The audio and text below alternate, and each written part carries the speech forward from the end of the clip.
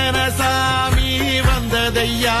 இது எந்தெந்த சாமி தந்ததையா, எத்தனை பாட்ட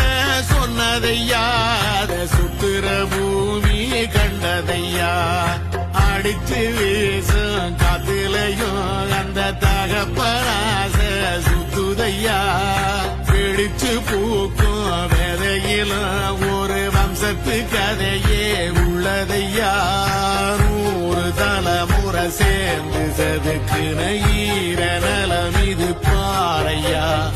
வாழும் வரையிலும் நீயும் விதைக்கிற கடமை இருக்கு கேளையா.